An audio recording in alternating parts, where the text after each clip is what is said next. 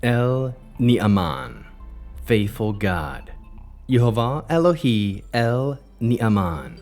Kadosh, Kadosh, Kadosh. Please fill me and lead me and cover me and stir me and speak through me with your Ruach HaKodesh, that I may speak your written words with boldness and humility to those who listen. I ask all these things in Yeshua HaMashiach's name. Amen. We'll start with the Shema. Listen and obey. Children of Yehovah, pay careful attention and respond. Yehovah is our power and authority. Yehovah works in unity with himself, and you shall act upon your love to Yehovah with your power and authority, with your thoughts and mind, with your entire body, and with all the muchness that you have. Yod, Hey, Vav, Hey. Hand, behold, nail, behold. Nehemiah chapter 6.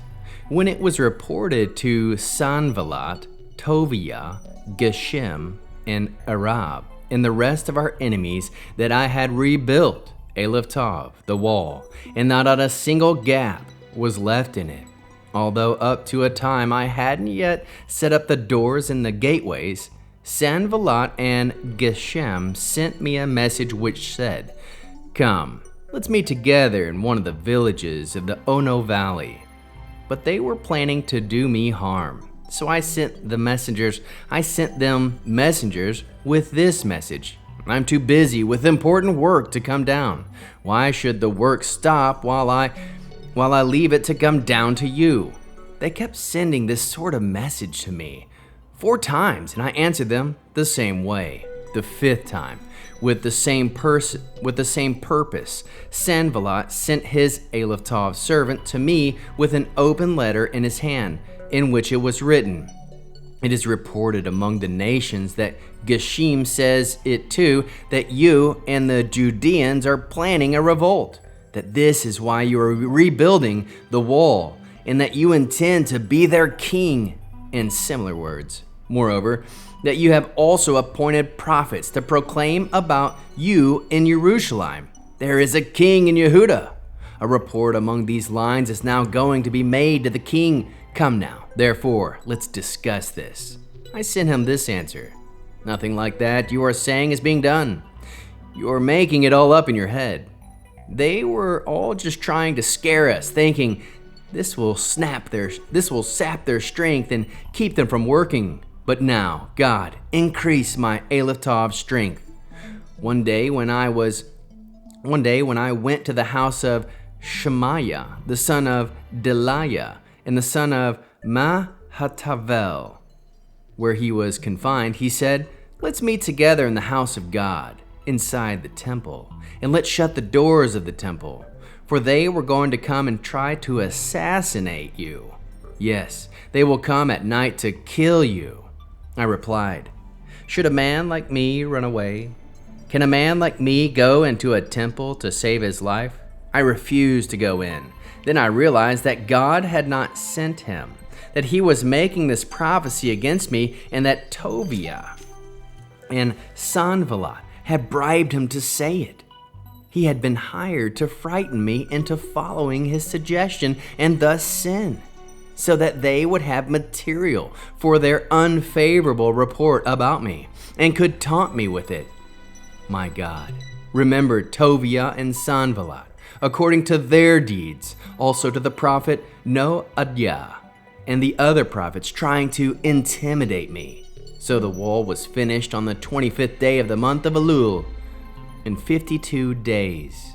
When all our enemies heard about it and surrounding nations became afraid, our enemies' self-esteem fell severely because they realized that this work had been accomplished by our God. During the same time period, the nobles of Yehudah sent many letters to Tobiah, and Tobiah kept sending them replies. For there were many in Yehudah who had sworn allegiance to him, because he was the son-in-law to Shachaniah, the son of Arach, and his son Yochanan had taken as his wife the Elephtov daughter of Meshullam, the son of Berechiah.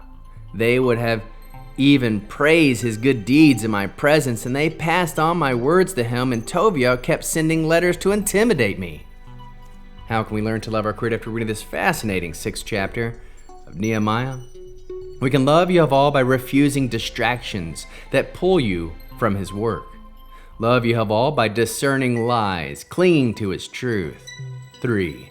Love Yehovah by finishing faithfully that He has entrusted to you. How can we love our neighbors as we love ourselves and as Yeshua loves us? By standing firm in truth, showing courage that strengthens others when opposition arises. How can we bear one another's burdens? By defending against slander, schemes together, covering one another in prayer and steadfastness. What are the top 3 fruits of the Spirit found? 1. Perseverance. Nehemiah pressed on despite repeated schemes. 2. Courage. He refused fear and would not hide in the temple. 3. Faithfulness. He completed the wall in Yehovah's strength. What is the Hebrew word that encapsulates this chapter? Emet, truth, firmness, faithfulness. Verse 9, but I prayed, now strengthen my hands. How can we find Yeshua in the scriptures? Nehemiah's discernment foreshadows Yeshua, who saw through lies and stood firm. The finished wall reflects Messiah's finished work on the cross. Like Nehemiah, Yeshua resisted every scheme of the enemy to complete his mission. Mitzvah response, Torah-based? Mitzvah. Deuteronomy 31 verse 6. Be strong and courageous, for Yehovah your God goes with you. A response might look like this: I will not be moved by fear or lies, but finish the work Yehovah has placed in my hands. Hebrew declaration. Yehovah mechazzeq, yadeinu, ligmor, ha-melakhah. Yehovah strengthens our hands to finish the work. We'll end with the Aaronic blessing using the name. Yehovah will kneel before you presenting gifts, and He will guard you with a hedge of protection.